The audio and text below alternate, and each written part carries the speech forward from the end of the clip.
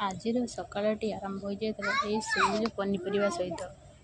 କାଲି ଯେହେତୁ ଛୁଟି ଥିଲା, ହଜବେଣ୍ଡ ଯାଇ ମାର୍କେଟରୁ ପରିବା ନେଇ ଆସିଲେ। ସବୁଜ ପନିପରିବା, ସବୁବେଳେ ତ ସବୁଜ ପନିପରିବା ନେଇ ଆସିପାରନ୍ତିନି, କାରଣ ସବୁବେଳେ ଛୁଟି ନଥାଏ। ଏଣେ ଏପଟେ ଇଣ୍ଡଷ୍ଟ୍ରି ଏରିଆ, ଭଲ ପନିପରିବା ବି ମିଳେନି।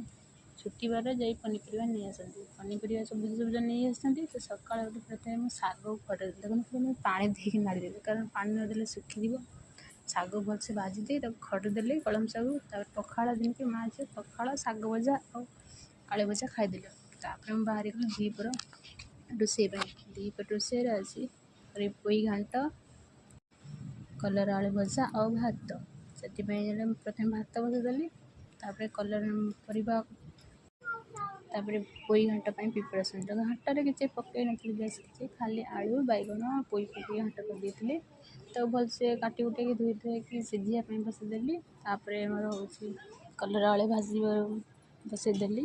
ଭଜା ହେଇଗଲା ପରେ ପୁଣି ଭାତ ଗାଳି ଦେଇଥିଲି। ଭାତ ହେଇଗଲା ପରେ ପୁଣି ହେଉଛି ସିଝି ଯାଇଥିବା ପରିବାକୁ କାଢ଼ି ତାର ମସଲା ଦେଲି। ମସଲା ବି କିଛି ଭଲ ନଥିଲା, ଖାଲି ଅଦା ରସୁଣ ପେଷ୍ଟ ଟିକେ ଥିଲା, ଜିରା,